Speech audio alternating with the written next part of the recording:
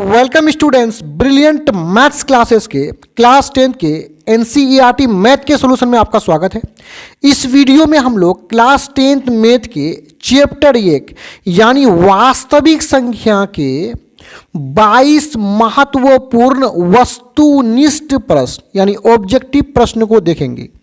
ये प्रश्न आपके एग्जाम के दृष्टि से काफ़ी इंपॉर्टेंट है। ये जो 22 का 22 प्रश्न मैं आपको बताऊंगा, चाहे तो यही प्रश्न आपके परीक्षा में आएंगे या इसी टाइप में आएंगे, तो आपके लिए ये जो 22 प्रश्न है क्लास 10 का, ये आपके लिए काफ़ी इम्पोर्टेंट हो जाता है। तो वीडियो को शुरू से अंत तक देखें, काफ़ी इम्पोर्टेंट ऑब्जेक्टिव प्रश्न है। तो चलिए शुरू करते हैं और सबसे पहला जो ऑब्जेक्टिव क्वेश्चन है उसको ले लेते हैं। तो यहाँ पे सबसे पहला प्रश्न है कि प्रश्न 1, निम्नलिखित में कौन अपरिमेय संख्या नहीं है। याद रखिए, नहीं है मतलब नीचे कौन अपरिमेय संख्या नहीं है, और जो अपरिमेय संख्या नहीं होता है वो होता है परिमेय संख्या। तो सीधे तौर पर नीचे देखिए परिमेय संख्या कौन है।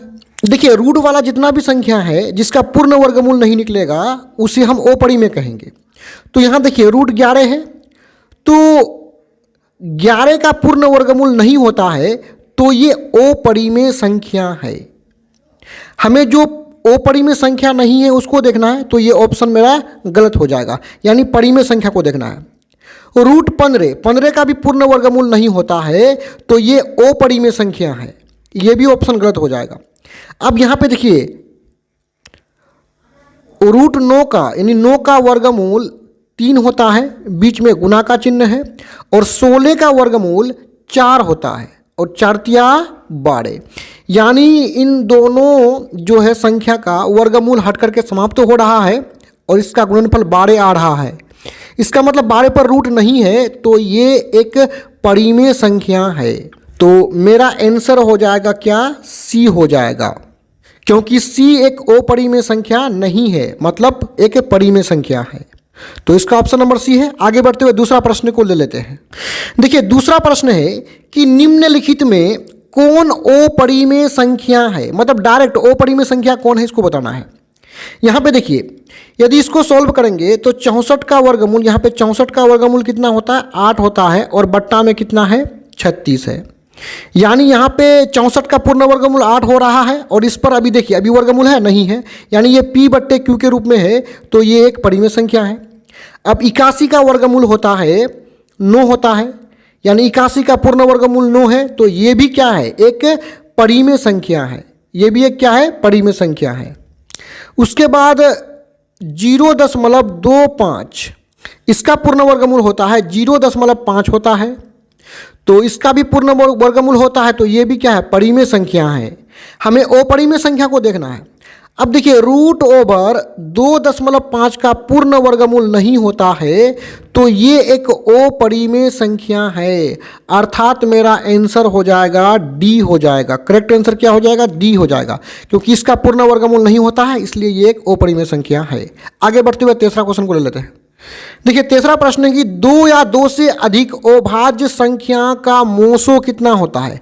देखिए 2 या 2 से अधिक अभाज्य संख्या का मोसो 1 होता है, तो इसका ऑप्शन नंबर 1 क्या है, सही है। जैसे मान के चलिए एक अभाज्य संख्या मेरे पास 11 है और दूसरा 13 है, क्योंकि 11 का भी गुणनखंड नहीं होता है, 13 का भी गुणनखंड नहीं होता है, तो हम 11 को लिख सकते हैं 11 गुना 1, और 13 को हम लिख सकते हैं 13 गुना 1। तो ये एक जो दोनों के गुणनखंड में शामिल है, इसी को हम लोग क्या बोलेंगे, मोसो बोलेंगे या सीएफ बोलेंगे। चौथा प्रश्न को लेते हैं। यहाँ पे चौथा प्रश्न है कि ये जो दिया हुआ है दशमलव के रूप में एक संख्या है। देखिए शुरू से हम बताते आ रहे हैं, जिस संख्या का दशमलव प्रसार शांत होगा और जिसका दशमलव प्रसार अशांत आवर्ती होगा, ठीक है, ये दोनों संख्याएं परिमेय होगा, और जिसका दशमलव प्रसार अशांत अनावर्ती होगा, याद रखिए अनावर्ती, तो वो संख्या क्या होता है, वो अपरिमेय होता है। अब देखिए यहां जो संख्या दिया हुआ दशमलव के रूप में, इसका दशमलव प्रसार ओ शांत अनावर्ती है। डॉट डॉट है, इसका मतलब ओ शांत है, ये नहीं रुक रहा, चलते रहा है, चलते रहता है। और अनावर्ती का मतलब कोई भी संख्या रिपीट नहीं कर रहा है। यहाँ पे देखिए, यहाँ 120 है, यहाँ 1200 हो रहा है और यहाँ पे 12,000 हो रहा है। यानी 120 है तो 120 रिपीट कर रहा है, नहीं कर रहा है ना, जीरो बढ़ते जा रहा है। तो ये अशांत अनावर्ती है और जो अशांत अनावर्ती होता है वो अपरिमेय संख्या होगा।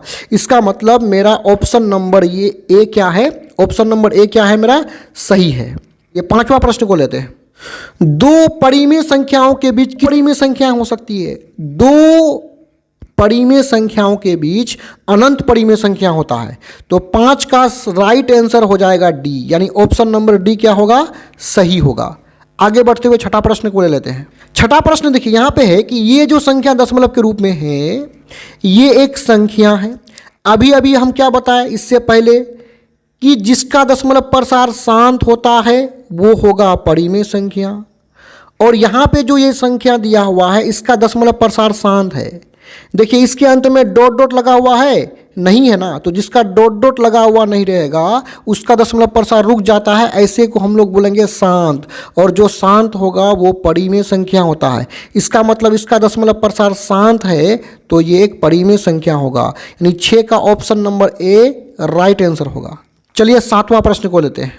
देखिए सातवां प्रश्न है कि निम्न में कौन अलग है, यानी कौन अलग है।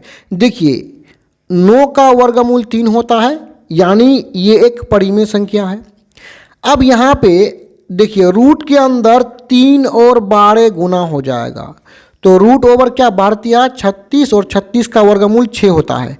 इसका मतलब इसका भी पूर्ण वर्गमूल निकल रहा है, तो ये भी एक परिमेय संख्या है। अब देखिए रूट 12 का पूर्ण वर्गमूल नहीं होता है, तो ये एक अपरिमेय संख्या, ये कैसा है, अपरिमेय है। बाकी ऊपर वाला दोनों ऑप्शन में क्या है, परिमेय है। अब 4 का भी पूर्ण वर्गमूल 2 होता है, तो ये भी क्या है, परिमेय है। इसका मतलब ये भी परिमेय, इसका पूर्ण वर्गमूल निकल रहा है, तो ऑप्शन बी जो है ये भी परिमेय और डी भी क्या है, ओ परिमेय है। केवल सी ओ परिमेय है, यानी सी क्या है, अलग है। अलग क्या है कि ये अपरिमेय है, बाकी ये तीनों जो ऑप्शन है ये परिमेय है। तो इसका राइट आंसर क्या हो जाएगा, सी हो जाएगा। आगे बढ़ते हुए आठवां प्रश्न को लेते हैं। 8 नंबर में है कि दो क्रमागत सम संख्याओं का एचसीएफ क्या होगा। देखिए दो क्रमागत सम संख्याओं का एचसीएफ 2 होता है, इसलिए इसका राइट आंसर बी होगा। मान के चलिए एक सम संख्या, क्रमागत का मतलब होता है लगातार, एक सम संख्या 6 है और दूसरा 8 है, ये दोनों लगातार हैं, तो इसका गुणनखंड क्या होता है, 2 गुना 3 और इसका गुणनखंड क्या होता है, 2 गुना 2 गुना 2। अब दोनों के गुणनखंड में जो संख्या शामिल होगा वही एचसीएफ होता है, तो यहाँ भी 2 यहाँ भी 2, तो एचसीएफ कितना हो गया, 2 हो गया। कोई भी दो लगातार सम संख्याओं के बीच का एचसीएफ 2 ही होता है। तो अब आगे बढ़ते हुए 9वां प्रश्न को लेते हैं। देखिए दो धनात्मक पूर्णांक ए और बी के लिए मोसो गुना लोसो, मोसो गुना लोसो होता है दोनों संख्याओं का गुणनफल। तो एक संख्या ए है दूसरा बी है, तो दोनों का गुणनफल क्या हो जाएगा, ए गुना बी, यानी इसका ऑप्शन नंबर बी क्या हो जाएगा, सही हो जाएगा। 10वां प्रश्न को ले लेते हैं। यहाँ पे 10वां प्रश्न है कि निम्नलिखित में किसका दशमलव प्रसार जो है अशांत आवर्ती होता है। अशांत आवर्ती उसका दशमलव प्रसार होगा। देखिए यहाँ पे समझिए, कोई भी संख्या p/q के रूप में है, ये q कहाँ है, हर में है, तो हर का हम अभाज्य गुणनखंड करेंगे। यदि उसमें 2 मिलेगा या केवल 5 मिलेगा या 2 और 5 दोनों मिलेगा, तो इसका दशमलव प्रसार क्या होगा, शांत होगा। यदि इनके अलावा कोई भी संख्या मिलेगा तो उसका दशमलव प्रसार अशांत होगा। क्या होगा, अशांत हो जाएगा। अब देखिए यहां हर में 8 है, 8 का गुणनखंड 2 गुना 2 होता है, तो केवल 2 है इसके गुणनखंड में, तो अभी क्या बोले कि 2 रहेगा तो क्या हो जाएगा, इसका दशमलव प्रसार शांत हो गया। अब यहां पे देखिए 2 तिया 6, 5 तिया 15, नीचे में केवल क्या है 5 है, तो इसका भी दशमलव प्रसार क्या हो जाएगा, शांत हो जाएगा। अब यहाँ देखिए 7 5 6 35, 10 5 6 50, नीचे में 10 बचा और 10 का गुणनखंड होता है 2 गुना 5, तो इसके हर में यानी नीचे जो बचा 10, इसके गुणनखंड में 2 और 5 है, 2 और 5 रहेगा तो भी क्या हो जाएगा, शांत हो जाएगा। अब तक तीनों शांत है। अब यहाँ जो नीचे 15 है, 15 का गुणनखंड होता है 3 गुना 5, यानी 5 तो है, साथ में 5, 2 और 5 के अलावा तीसरा संख्या 3 है, यानी दूसरी संख्या क्या है 3 है, तो 2 और 5 के अलावा कोई भी संख्या होगा, 3 ही क्यों नहीं, तो उसका दशमलव प्रसार क्या होता है, ओ शांत होता है, ओ शांत आवर्ती होता है। तो यहाँ पे डी का दशमलव प्रसार ओ शांत आवर्ती है, तो इसका राइट आंसर डी हो जाएगा।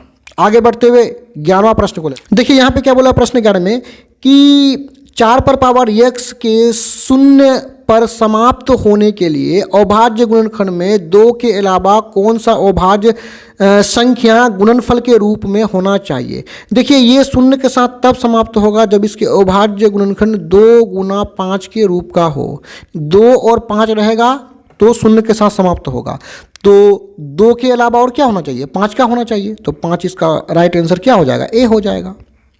आगे बढ़ते हुए 12वां प्रश्न को लेते हैं।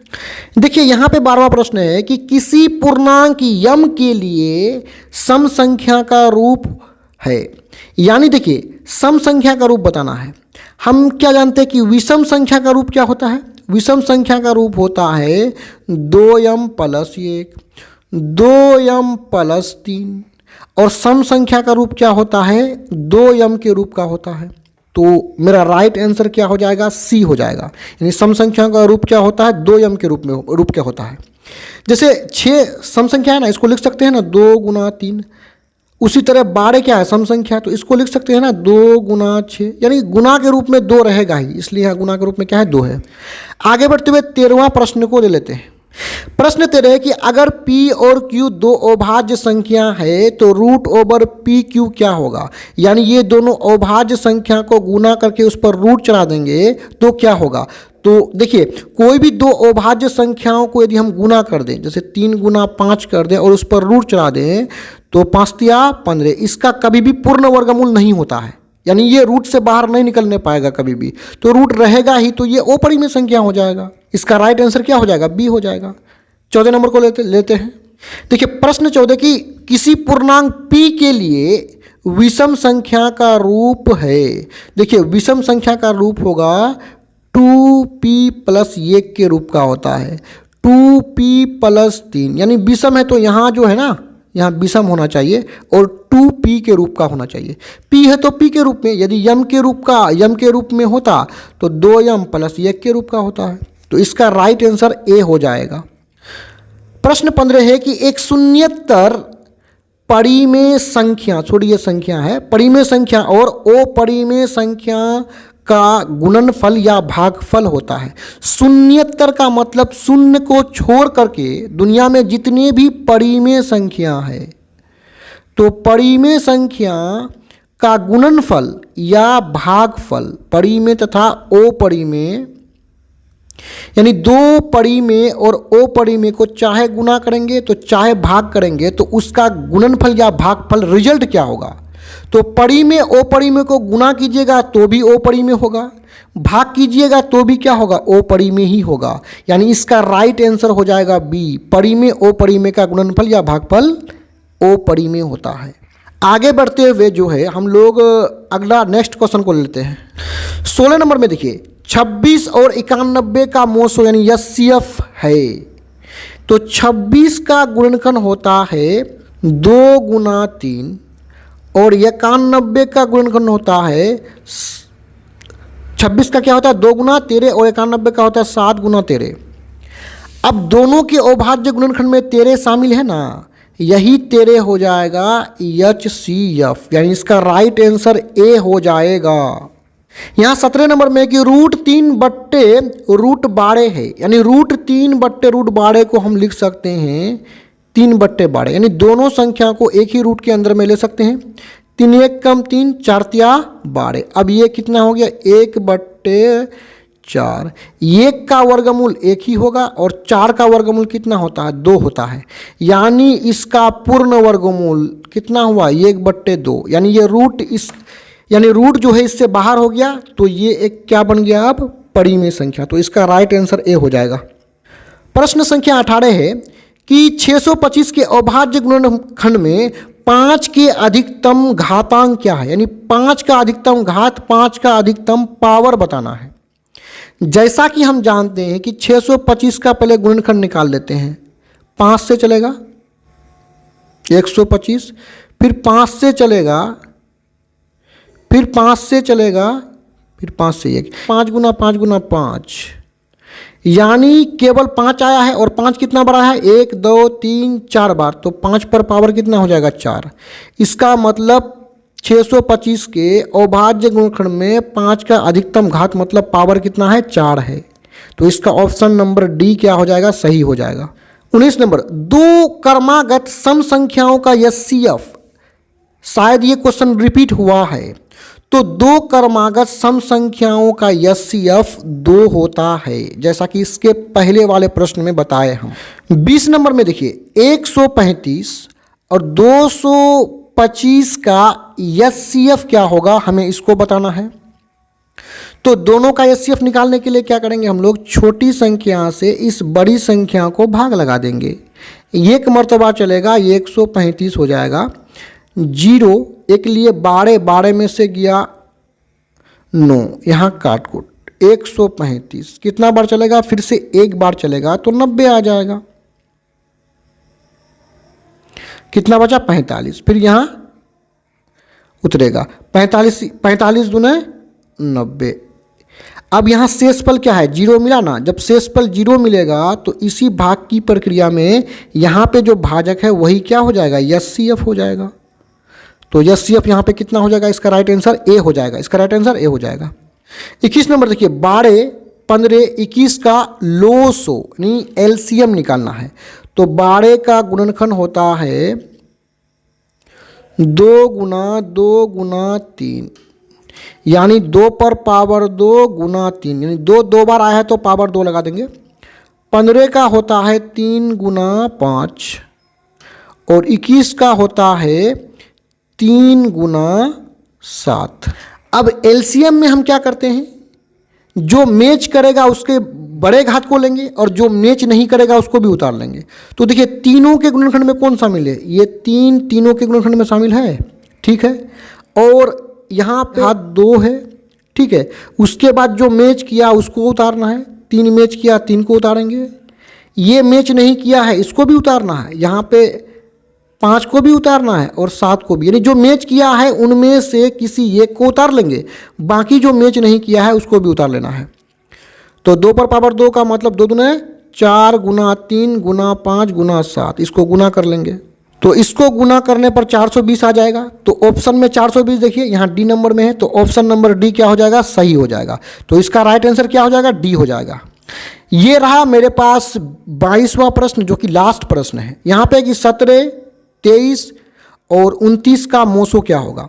देखिए 17 भी अभाज्य संख्या है और 23 भी क्या है? अभाज्य संख्या है और 29 भी क्या है? अभाज्य संख्या है। जब अभाज्य संख्या हो तो इसका एचसीएफ कितना होता है? 1 होता है।